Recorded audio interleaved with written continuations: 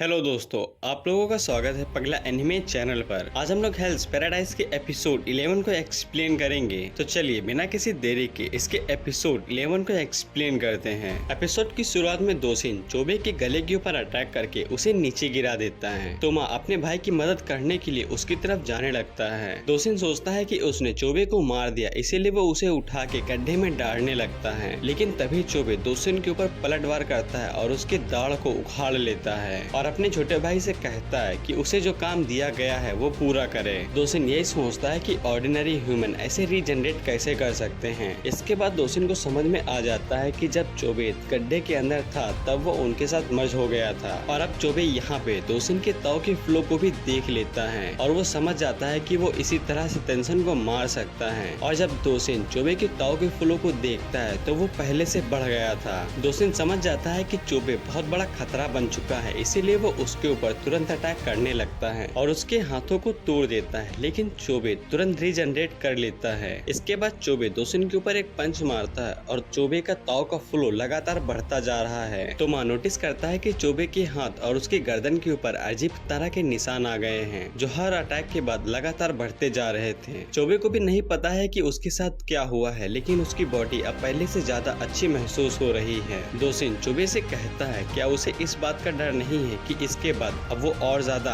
Human नहीं रहेगा, जिसपे चोबे को बिल्कुल भी फर्क नहीं पड़ता है। उसके लिए सिर्फ एक ही चीज मैटर करती है। इसके बाद हम लोग एक फ्लैशबैक को देखते हैं। हम लोग देखते हैं वो लुटेरे जब तोबे और तोमा को लेके गए थे तब वो उनके चेहरे के साथ कुछ करना चाहते थे ताकि वो लुटेरे की तरह लगे। तभी चोबे आगे बढ़ के अपने हाथों से ही अपनी आँख फोड़ लेता है और उनसे कहता है क्या इतना काफी है? नहीं तो चाहो और बढ़ा सकते हो। और इस बात को कोई भी नहीं समझ सकता है। चोबे दोशिन के वीक पॉइंट उसके नाभि के ऊपर अटैक करके उसे घायल कर देता है और चोबे का ताव का फ्लो अब पहले से कई गुना ज्यादा बढ़ गया था। तभी दोशिन चोबे के ऊपर एयर प्रेशर से अटैक करता है, लेकिन चोबे की एक आंख लाल हो जाती है और चोबे उस अटैक को बड़े आराम से डॉज कर लेता है। और अब तो चोबे दोशिन के ताव के फ्लो को भी देख पा रहा था। दोशिन वहाँ पे शोशिन को बुलाने लगता है, लेकिन तोमा ने उन्हें पहले ही मार दिया था। इसके बाद चोबे टेंशन की तरह एयर प्रेशर के अटैक को इस्तेमाल करके दोशिन के सीने के अंदर छेद कर देता है और चोबे दोशिन के मौत के कगार पे होने पर उसके ताव को भी अच्छे से देख पा रहा था। इसके बाद चोबे दोशिन को टॉर्चर करते हुए उससे पूछने लगता है कि टेंशन कहाँ पे है। तोमा नोटिस करता है कि उसके भाई के गले के ऊपर जो निशान है अब वो पहले से बढ़ गया है और तभी तोमा को वहम होता है कि उसका भाई एक मॉन्स्टर में बदल गया है। लेकिन ये बस तोमा का एक वहम था। इधर हम लोग तामिया और मई को देखते हैं। तामिया मई से पूछता है क्या वो इस तरह से ताव को जल्दी मास्टर कर सकता है, जिसमें मई अपना नाम सर हिला देती है और कहती है ताकत ही नहीं बल्कि कमजोरी भी चाहिए। लेकिन तामिया को मई की बातें बिल्कुल भी समझ में नहीं आती हैं। तभी तामिया गाबेमारू को देखता है जो धड़ाधड़ सारे शोशिन को मारता जा रहा था। तामिया मई से गाबेमारू के बारे में पूछता है, जिसमें मई कहती है ताकतवर नहीं। इधर फौजी शोशिन को एनालाइज कर रहा था। फौजी गाबेमारू को बताता है कि इनका स्ट्रक्चर तो मछली की तरह है, लेकिन ये इंसानों की तरह बने हुए हैं और इनकी वीक पॉइंट्स वो अलग अलग है। फौजी गाबेमारू से मई के बारे में पूछता है, जिसपे गाबेमारू को याद आता है कि मई ने उसे बचाने के लिए मिस्टीरियस पावर का इस्तेमाल किया था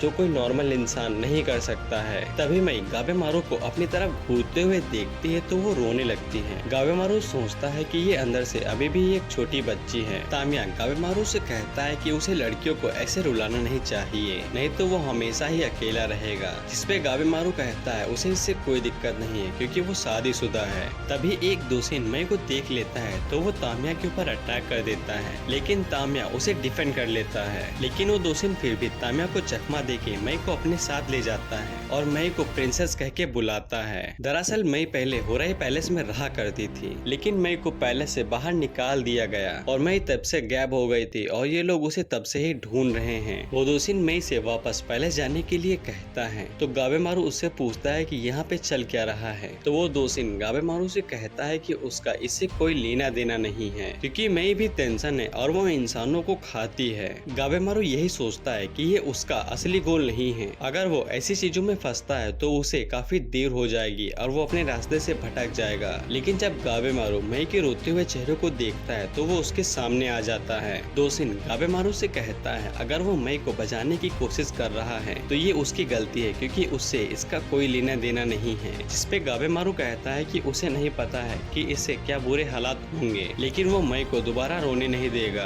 इसके बाद वहाँ पे एक और दोषिन आ जाता है और इन दोनों दोषिन की खासियत होती है कि इनमें से एक सेंटीपीड को कंट्रोल कर सकता है और दूसरा बटरफ्लाइज को। तामिया जैसे ही तितली वाले दोषिन को वहाँ पे देखता है तो वो एक्साइटेड हो जाता है, क्योंकि वो उस तितली वाले दोषिन को खुद अपने हाथों से मारना चाहता है, क्योंकि उसी की वजह से ही उसने अपना राइट हैंड खोया है। तामिया जैसे ही उनके ऊपर अटैक करने को आगे बढ़ता है तो वो दोषिन आगे से इनविजिबल अटैक करते हैं, यानी कि एयर प्रेशर। गाबेमारू तामिया से चौकन्ना रहने को कहता है, क्योंकि वो भी इनविजिबल अटैक कर सकते हैं और इसी को ही ताओ कहते हैं। इसके बाद वो दोनों दोषिन तामिया और गाबेमारू के ऊपर अटैक कर देते हैं। गाबेमारू अपने दोषिन के ऊपर अटैक करता है तो वो पंच तामिया को लग जाता है और वो दोनों एक दूसरे से लड़ने लगते हैं। एक दोषिन उन दोनों से कहता है कि वो उनके मैच के लिए नहीं है और वो मई को आखिर बचाना ही क्यों चाहते हैं। गाबेमारू सोचता है अगर वो पहले वाला गाबेमारू होता तो वो अब तक मई को अकेला छोड़ के यहाँ से चला जाता, और गाबेमारू जब से इस आइलैंड के ऊपर आया है तब से उसने पहले वाले गाबेमारू की तरह बिल्कुल भी एक्ट नहीं किया। गाबेमारू उन दोनों दोषिन से पूछता है कि वो लोग मई के पीछे इतना क्यों पड़े हैं जबकि वो जाना ही नहीं चाहते हैं। दरअसल ये दोनों ताओ को प्रैक्टिस करना चाहते हैं, जिसके लिए मई काफी जरूरी है। तामिया उन दोनों से कहता है लेकिन तुम दोनों तो मॉन्स्टर हो। जिसपे दोषिन कहता है कि ताओ हर किसी चीज के अंदर होता है, और वो दोषिन उन्हें तान में बदलने से पहले बताता है कि ताओ को कैसे मास्टर किया जाता है। दोषिन बताता है कि ताओ को मास्टर करने के लिए 5 एलिमेंट्स को मास्टर करना पड़ता है: दोइन, ताइशोकु, सुइत्सु, शूतेन और आखिर में सबसे जरूरी बोचुजुत्सु। बोचुजुत्सु करने के लिए एक पार्टनर की जरूरत पड़ती है जिसके अंदर यिन और यांग का सम्मेलन होता है। तामिया फौजी से पूछता है कि उसके कहने का क्या मतलब है, जिसपे फौजी तामिया और गाबेमारू को बताता है कि उसका मतलब सेक्सुअल इंटरकोर्स है। बेसिकली बोचुजुत्सु को मास्टर करने के लिए आपको अपोजिट जेंडर के साथ सोना पड़ेगा। तामिया को ये सब कुछ काफी बकवास लगता है तो वो दोषिन उन्हें बताता है कि सारी चीजों के अंदर यिन और यांग की होती है और ताओ को बढ़ाने के लिए उन्हें एक दूसरे के साथ सोना पड़ेगा, जिससे माइंड और बॉडी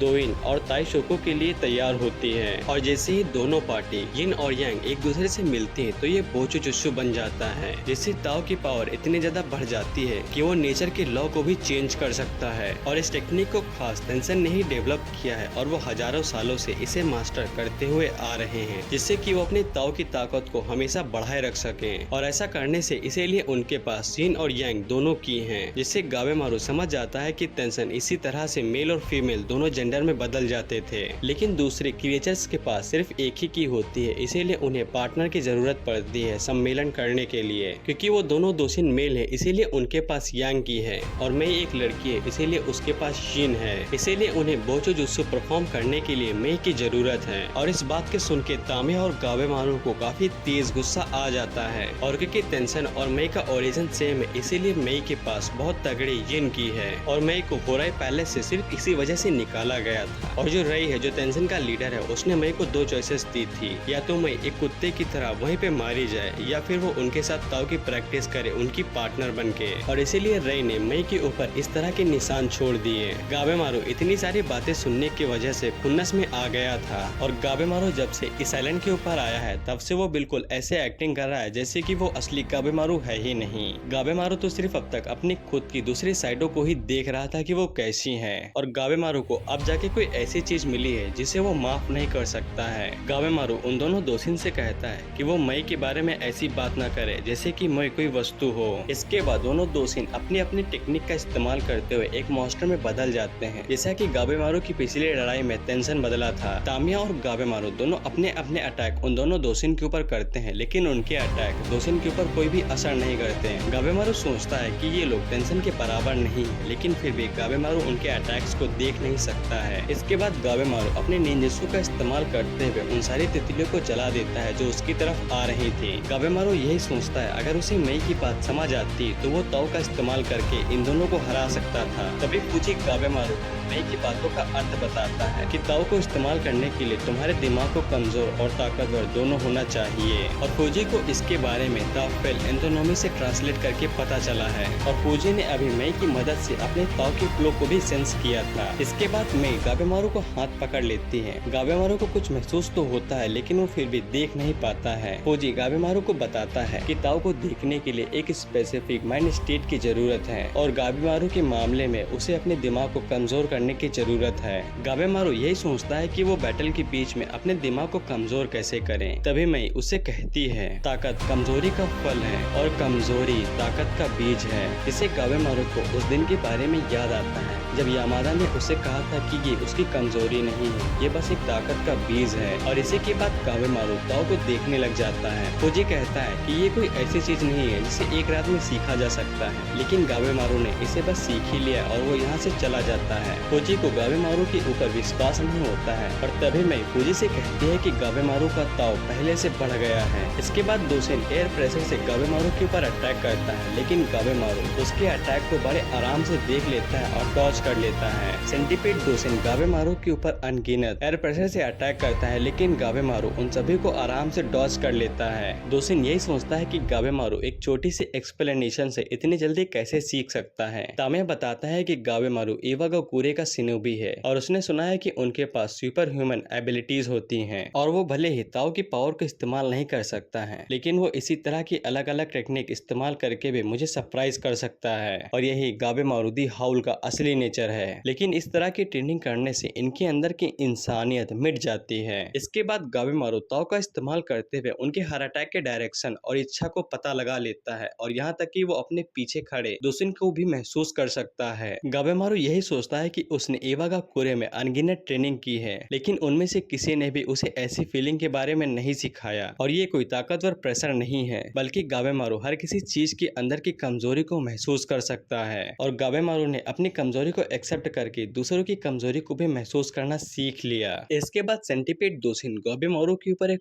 पंच मारता है, लेकिन गाबेमारू ताओ की पावर को इस्तेमाल करते हुए उसके पूरे पंच को ही डिस्ट्रॉय कर देता है। वो दोशिन यही सोचता है कि एक नॉर्मल ह्यूमन इसे कैसे इस्तेमाल कर सकता है और वो तो अब एक बिल्कुल टेंशन की तरह हो चुका है। गाबेमारू उस दोशिन से कहता है कि अब उसके जीतने का कोई भी चांस नहीं है। इसके बाद गाबेमारू उन दोनों दोशिन के ऊपर अटैक करके उन्हें नीचे गिरा देता है। गाबेमारू सोचता है कि अब वो टेंशन के लेवल पे आ गया है, इसीलिए अब वो उन्हें मार सकता है। गाबेमारू उन दोनों दोशिन से पूछता है कि टेंशन कहाँ पे है, जिसपे वो दोशिन गाबेमारू को सब कुछ बताने लगता है कि टेंशन ने 3 दोशिन को भेजा था क्योंकि इस बार जो इंसान इस आइलैंड के ऊपर आए हैं उनके पास अनह्यूमन स्ट्रेंथ है। लेकिन तभी वो दोनों दोशिन गाबेमारू और तामिया के ऊपर अटैक कर देते हैं, लेकिन गाबेमारू अपने निंजुत्सु का इस्तेमाल करके तितली वाले दोशिन और तामिया सेंटीपीड दोशिन को अपनी तलवार के साथ मार देते हैं। इधर ये चारों होराई के अंदर पहुंच जाते हैं, लेकिन वहाँ पे एक टेंशन था जो कि एक इशारे से ही होको की गर्दन तोड़ देता है। और इसी के साथ ही ये एपिसोड यहीं पे खत्म हो जाता है।